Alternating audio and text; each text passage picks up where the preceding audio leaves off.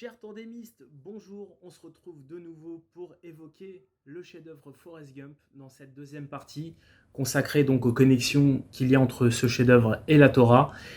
Dans la première partie, nous avions parlé donc très rapidement de la simplicité, le pshat dans la Torah, les choses les plus simples, les plus efficaces finalement, à travers l'histoire de ce personnage, donc de Forrest Gump, qui est un simplet et à qui va arriver des choses extraordinaires. Donc on avait parlé donc de la manière dont il se présente au tout début du film, qui représente en fait la toute première réplique du film. On avait ensuite parlé de l'uniformisation et la singularité, le conformisme finalement à travers la tenue qui doit être belle lorsqu'on va rencontrer quelqu'un, d'être habillé correctement en costume. Et là, ce qui était bizarre justement dans la présentation du personnage dès le départ, c'était de voir que ses chaussures étaient déjà des baskets, et qu'en plus de ça, elles étaient abîmées, sales, et voilà. Et donc on se disait que ça collait pas au tableau, que c'était pas logique. Et on avait expliqué un petit peu la connexion entre justement la volonté d'être dans la conformité, d'être finalement validé dans le regard des autres, de ne pas être en marge de la société, et en même temps d'avoir cette espèce de liberté qu'a Forrest de répondre à sa propre logique, qui consiste à mettre des chaussures qui ne vont pas du tout avec le reste, parce que ces chaussures-là, justement, elles transcendent tout le reste dès lors que ces baskets lui ont été offertes par la femme qu'il aime le plus dans ce monde, et qui est Jenny. Donc voilà pour le deuxième thème qu'on avait évoqué. Nous avions également parlé de la boîte de chocolat et de cette espèce de métaphore sur la vie, de finalement ne pas toujours chercher à vouloir tout contrôler, tout vouloir anticiper, et de se laisser finalement bercer comme cette plume au gré du vent, et de se laisser aller et s'en remettre, comme on dit les Shem Shamaim en hébreu, s'en remettre à Dieu et faire confiance à Dieu, en se disant que de toute façon, ce qu'il veut, lui, c'est qu'on vive, qu'on aille bien, et ce qu'il veut, c'est notre bonheur, parce qu'on est ses enfants, il nous aime, et qu'à partir de là, on doit mener la vie du mieux qu'on peut avec ce qu'on a, donc ce qui revenait sur une autre réplique du film, qui était prononcée par la maman de Forrest sur son lit de mort juste avant de partir, qui lui disait « fais du mieux que tu peux avec ce que Dieu te donnera ». On avait également évoqué le nom donc qu'il porte, qui était le nom d'un grand gourou du Ku Klux Klan, donc Jonathan Benford Forrest, quelque chose comme ça, de mémoire, et donc qui était un type crapuleux, un salopard fini qui a persécuté, qui a massacré des Noirs. Et Forrest, lui, va réparer ça à travers son nom, en se liant notamment d'amitié avec Booba, qui est un black qu'il va rencontrer donc à l'armée, et à la suite de la fortune qu'il va faire grâce à l'idée de Booba, la maman de Booba va toucher un chèque énorme, je sais combien de millions de dollars. D'ailleurs, on ne voit pas le montant du chèque, on sait juste qu'elle tombe dans les pommes, et qu'à partir de là, sa maman ne sera plus jamais une domestique qui sera là pour servir les autres, et notamment les blancs dans le film, mais ça deviendra donc le contraire. Donc voilà pour la première partie, pour ceux qui l'auraient manqué, je vous invite à la découvrir, ou la redécouvrir si vous le souhaitez. Et là, à présent, nous allons évoquer donc la deuxième partie de Forrest Gump.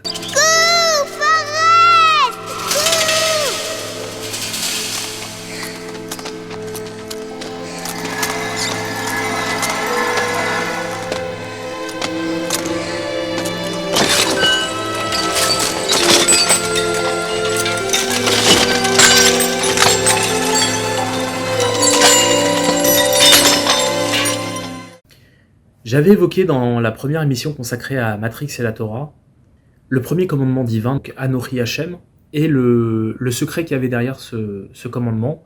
Parce que ce commandement, en réalité, ce n'est pas juste Anochi Hashem, je suis l'Éternel ton Dieu, il y a une virgule, celui qui t'a fait sortir de la maison d'Égypte, qui t'a sorti de l'esclavage. Et c'est assez curieux, en fait, que le bon Dieu démarre les 10 commandements par « Je suis l'Éternel ton Dieu », en disant « celui qui t'a sorti d'Égypte », parce qu'il y a peut-être d'autres choses dans la façon de se présenter, celui qui a créé l'univers, celui qui a créé l'humanité, vous voyez, ce genre de choses aurait eu beaucoup plus de sens que « Je suis l'Éternel ton Dieu, celui qui t'a sorti d'Égypte ». Et en réalité, derrière celui qui t'a sorti d'Égypte, la traduction de Mitzraïm, qui veut dire Égypte, veut également dire étroitesse. Et donc, on pourrait traduire par « Je suis l'Éternel ton Dieu, celui qui t'a sorti de ton étroitesse ». Et les rabbins qui commentent, qui interprètent, nous disent qu'en fait, derrière ça, il y a aussi un autre sens, parce que Mitzraïm, il y a un autre mot qui est en fait identique, mais qui s'écrit pas pareil, parce qu'en hébreu, les voyelles ont été rajoutées après. Et cet autre mot, c'est Metzarim. Et Metzarim signifie limite. Et donc, si on traduit maintenant avec ce mot qui est Metzarim, donc qui serait une version caché du message d'origine, ça donnerait donc je suis l'Éternel ton Dieu. Donc moi en tant qu'être humain j'entends ça, je me dis ah c'est chouette, c'est super, ok. Et comment est-ce que je fais pour me connecter avec toi? Sors de tes limites. Essaye d'aller au-delà de tes capacités, de tes envies, de tes désirs. Sors de ça. Et si tu arrives à maîtriser tes désirs, tout ce qui va te pousser à faire des fautes, et tu arrives à transcender tout ça en faisant des bonnes choses, alors là, à ce moment-là, tu auras ce mérite de pouvoir te connecter à moi. Donc ça, c'est un petit peu le secret qu'il y a derrière le premier commandement. Et le côté miraculeux qu'on retrouve dans cet extrait de Forrest Gump, justement, c'est que là, vous voyez, il y a des étudiants qui sont en train de lui jeter des pierres, qui sont en train de lui faire du mal. Lui, il entend Jenny qui lui dit « Cours, Forrest, cours !» Sauf qu'il est handicapé, il peut pas courir. Et à un moment donné, il oublie complètement son handicap. Il l'oublie. Et là, c'est comme si Dieu lui-même lui avait tout enlevé, lui avait enlevé tous ces trucs de ferraille qu'il a autour des jambes. Et il se met à courir et la ferraille vole en éclats. Et cette scène dans le film marque en fait quelque chose qui s'apparente à un miracle parce que physiquement, c'est quelque chose qui est impossible à faire. Et pourtant, Forrest, lui, y arrive. Et il le fait pendant une fuite. C'est-à-dire qu'à ce moment-là, il est tellement démuni, personne ne peut l'aider, pas même Jenny. Jenny, elle se contente juste de dire « sauve-toi ». Et lui, il est livré à lui-même. Mais non, il n'est pas livré qu'à lui-même parce qu'il y a Dieu aussi avec lui à ce moment-là.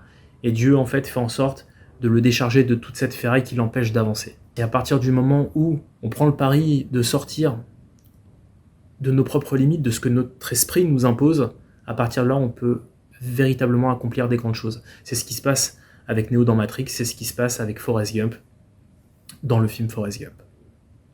Alors, notre amie Jenny. Eh ben, Jenny, c'est l'amie d'enfance de Forrest. C'est la première personne qui va dire à Forrest « Tu peux t'asseoir à côté de moi si tu veux » lorsqu'il monte dans le bus et que tout le monde, finalement, l'empêche de s'asseoir. Lui qui est un petit peu le rebut, celui qui est un petit peu à part, celui voilà, qui fait un peu peur parce qu'il est différent des autres. Elle, tout de suite, elle a cette bonté en elle, elle a cette aura si particulière. Jenny, c'est la petite princesse qu'on veut protéger. D'ailleurs, dans le film, elle va subir des choses affreuses de la part de son papa. Et cette histoire entre Jenny et Forrest, qui commence déjà dès l'enfance, c'est quelque chose qui est très très touchant en termes d'identification. Lorsqu'on voit ce film, cette histoire, elle est tellement pure, elle est tellement belle, et on a envie que les deux finissent ensemble, on a envie que les deux se marient et qu'ils soient les plus heureux du monde. Sauf que les parcours seront différents. Paradoxalement, c'est le personnage de Forrest Gump qui va être confronté à la mort et au danger, notamment à travers l'épisode de la guerre du Vietnam. Mais Forrest Gump, lui, il est tellement pur, il fait tellement les choses comme il doit les faire, sans chercher à se poser de questions. Et c'est ce que j'avais dit, notamment dans la première mission, qu'il y a cette espèce d'empreinte divine qui est constamment sur lui et qui le protège, et qui fait en sorte que tout se passe bien pour lui. Mieux encore, qu'il soit lui une source de bénédiction pour tous ceux qui vont croiser sa route.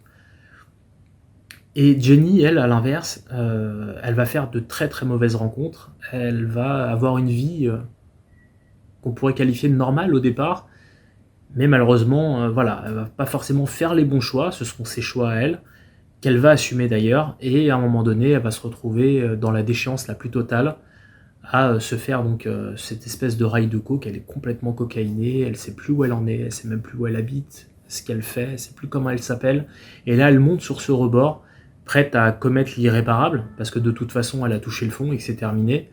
Et à ce moment-là, il y a un déclic.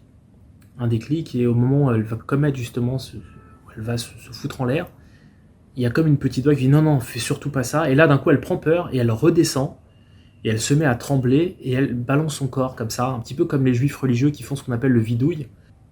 Et c'est à partir de ce moment-là que Jenny va commencer à remonter la pente, repartir dans le bon sens. Et la question qu'on se pose, effectivement, c'est comment a-t-elle pu en arriver là? Et ça donne aussi la notion de ce qu'on appelle la teshuva, la repentance en hébreu, c'est-à-dire que parfois, on est amené à faire les pires bêtises du monde, et on est prêt même à mourir de notre vivant, ce que j'avais expliqué aussi dans l'émission consacrée à Matrix. Jenny, elle, à ce moment-là, elle a cette prise de conscience, de manière un peu surnaturelle, dans un moment où elle ne contrôle plus rien. Et là, il y a cette espèce d'aura, de transmission peut-être, que comme vous le savez aussi, Lorsque on fait une bonne action sur Terre, en tout cas c'est le cas hein, dans la mystique juive, quand vous faites une bonne action, cette bonne action, elle peut profiter à quelqu'un qui est à l'autre bout du monde. C'est aussi défini comme l'effet papillon.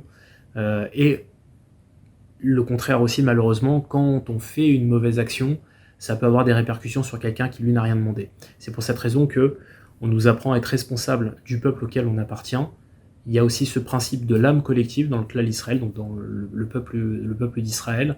Et c'est pour cette raison que on doit toujours faire attention lorsqu'on s'apprête à commettre une erreur ou quelque chose de très grave, de ne pas aller au bout, parce que ça peut avoir des conséquences sur des gens qui sont totalement innocents et qui vont payer par notre faute.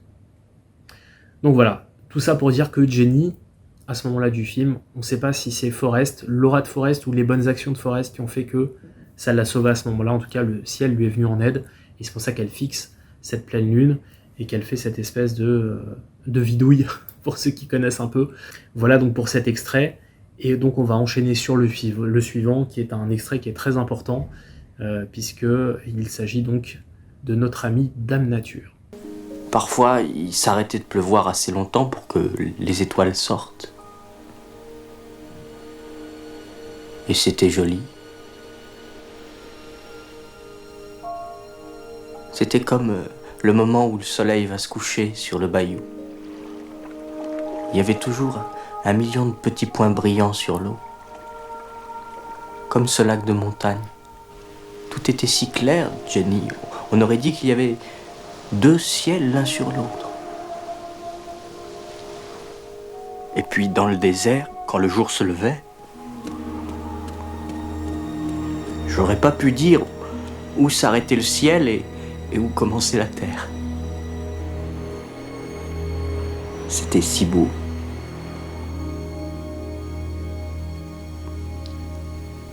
J'aurais tant aimé être avec toi. Tu y étais ? Pour resituer dans le film ce qu'on vient de voir, Forrest et Jenny ont tous les deux une très belle nuit d'amour. Et au petit matin, quand Forrest se réveille, Jenny a fait ses valises et elle est partie, sans rien dire, en cachette, en catimini. C'est un moment qui est très poignant dans le film parce que on ressent tellement le personnage de Forrest, il est tellement touchant, tellement pur.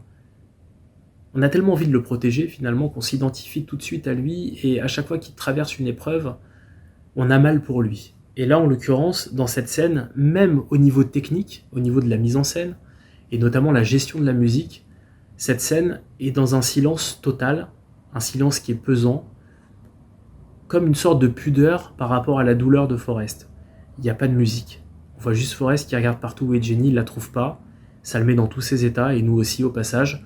Et à partir de là, il va sortir les chaussures, les baskets, les fameuses baskets du début du film, que Jenny lui avait offert, et il va se mettre à courir, sans savoir pourquoi il court, mais il court. Et il va traverser tout le pays, plusieurs fois d'ailleurs, plusieurs allers-retours, et à l'issue donc de ce voyage qu'il va accomplir, cette épopée, Forrest va être le témoin de paysages sublimes. Et ça donne une dimension très très poétique à ce film. D'ailleurs, il a eu un Oscar pour la photographie, donc c'est pas pour rien. Et le rapport, en fait, l'analogie qu'on peut faire aussi avec la Torah, pour ceux qui ne le sauraient pas, c'est que lorsque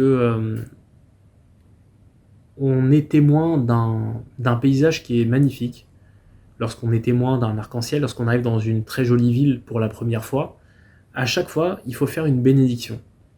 Ce sont des bénédictions qui sont particulières, et c'est aussi une manière, cette prière-là, de rendre hommage au Créateur qui nous a quand même donné une nature qui est magnifique, qu'on détruit malheureusement parce qu'on court tout le temps après l'argent, après le succès, après tout un tas de choses, après la consommation excessive, et on maltraite, on déforme, on détruit notre propre nature qui à la base est quelque chose de formidable. Et dans ce film, Forrest, d'une certaine manière, rend hommage à Dieu à travers ces paysages magnifiques, parce qu'il prend le temps de s'arrêter, il prend le temps de contempler ces paysages, à l'heure où tout le monde n'a plus le temps de figer le temps, justement, de toujours courir de plus en plus vite d'ailleurs. On prend plus le temps d'apprécier les jolies choses, et lui, Forrest, il le fait, et il le fait pas que pour lui, il le fait aussi pour Jenny parce que quand on revoit la réplique, Jenny lui dit « Ah, j'aurais tellement aimé être avec toi à ce moment-là ». Et lui, il lui dit « Mais tu y étais, tu étais avec moi ». Une manière de dire qu'à travers ses yeux à lui, il voulait aussi faire voyager Jenny. Et c'est tellement beau, encore une fois, c'est pur, c'est magnifique de penser à ce genre de choses, de se dire, voilà, bah, Jenny, je sais pas où elle est. Moi, aujourd'hui, je vois des choses qui sont belles, et j'ai envie, à travers mon regard à moi, comme si Jenny était avec moi, qu'elle aussi pouvait voir à travers mes propres yeux ce que je suis en train de voir, de vivre cet instant fabuleux, cet instant magnifique. Et donc, on en vient forcément à cette histoire d'amour entre les deux, qui est le leitmotiv, qui est le fil rouge de ce film, puisque tout au long de l'action qui va se dérouler durant toutes ces années, ces deux personnages vont se croiser à plusieurs reprises, mais à chaque fois ça fonctionne pas. À chaque fois Jenny s'en va prendre une autre direction. Il n'arrive pas à Forrest, il court tout le temps après, et à chaque fois qu'il la retrouve, il se dit ça y est, c'est bon, je l'ai retrouvée, maintenant on va pouvoir vivre ensemble. Et non, et elle lui échappe de nouveau, et nous, forcément, ça nous frustre parce qu'on n'attend qu'une chose, c'est que finalement ces deux-là réussissent à se poser ensemble. Et c'est ce qui va intervenir à la fin du film avec une très très belle scène que je me sens obligé de vous montrer. Donc, allez-y, c'est cadeau, c'est pour moi. Tu es maman, Jenny? Je suis maman. Il s'appelle Forrest. Comme moi? Je l'ai appelé comme son père. Il a un père qui s'appelle Forrest aussi? C'est toi son père, Forrest.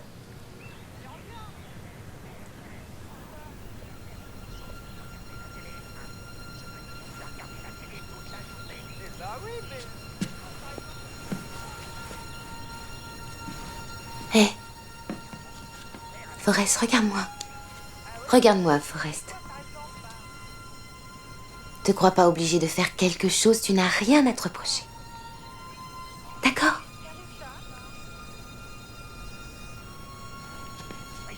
Il est beau, non?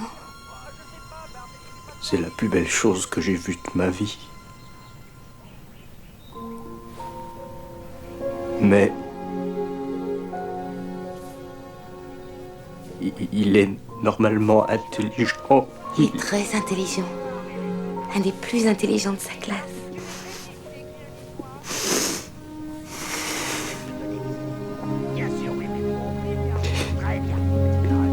Oui, tu peux aller lui parler si tu veux.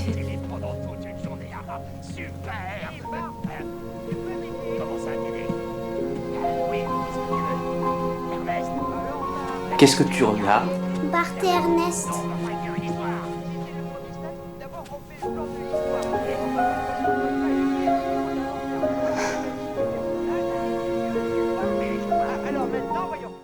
Très très difficile de contenir ses larmes face à une scène pareille.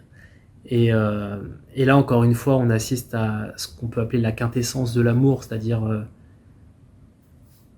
Forrest découvre qu'en fait il est papa.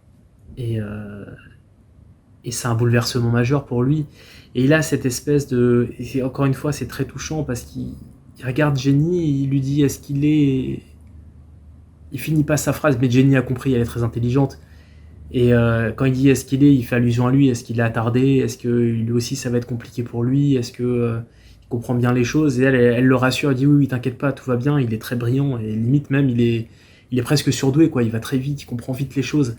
Et la manière dont Forrest pose cette question avec toute cette innocence, je sais pas, c'est touchant, c'est beau, quoi, ce film est fabuleux, voilà. Et c'est pour cette raison que tous ceux qui l'ont vu, j'imagine, l'ont aimé pour les mêmes raisons que moi.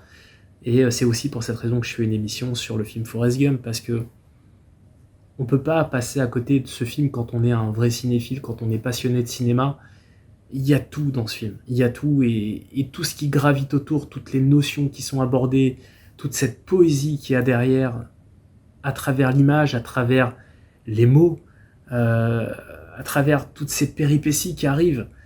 Ce personnage est exceptionnel, ce personnage de Forrest Gump. C'est un personnage qu'on aime d'emblée. Et ce qu'il arrive à faire, c'est tellement fort. Vous savez, je vous avais parlé dans Matrix des 4 différentes personnalités dans chaque être humain, de 4 notions fondamentales qu'on découvre dans le récit de la Pâque juive, de la Haggadah pendant Pessah. Et dans ce récit, on voit qu'effectivement, il y a le Chacham, donc qui est celui qui est le sage, vous avez le Racha, donc qui est l'impie, qui lui vit que dans le désir. Le Chacham, lui, il a besoin de comprendre les choses, donc il est curieux, il s'intéresse, il est donc, on va dire, il a l'image de celui qui est intelligent, qui est sage, qui comprend les choses, qui peut enseigner, etc. Il y avait aussi donc cette notion dont j'avais parlé, qui est la notion de Tam, qui est donc le simple, le simplet, qui pose la question, qui dit pourquoi il faut faire ça. Et il faut faire ça parce que on se rappelle de la sortie d'Égypte, donc on doit manger des matzot, on doit manger donc des galettes, on doit manger des herbes amères, etc. Et donc à partir de là, on lui dit qu'il faut faire ça, il le fait. Et il y avait aussi donc la dernière dimension qui est Vesheno Yodé Alishol, donc c'est celui qui ne sait pas questionner, qui pourrait être soit un enfant qui n'est pas en âge de comprendre les choses ou même de poser des questions, ou alors quelqu'un qui est complètement déconnecté parce qu'il est complètement malade mental, le pauvre, et qu'il n'a pas les facultés nécessaires, ne serait-ce que pour demander ce qu'il doit faire et pourquoi il doit le faire. Et en fait, la dimension de Tam, c'est la dimension centrale qu'il y a dans le film de Forrest Gump. Et pourquoi dans ce film c'est quelque chose qui est éminemment sublime? Parce que en réalité, dans Matrix, le personnage de Neo, lui, au départ, il est justement un Tam, parce qu'il se pose pas forcément, il est même dans Vesheno Yodaishol, il se pose pas les questions, parce qu'il a l'impression que le monde dans lequel il vit est réel. Sauf qu'il est connecté à des machines, et ça, bon, la suite, vous la connaissez, je vous renvoie à cette émission.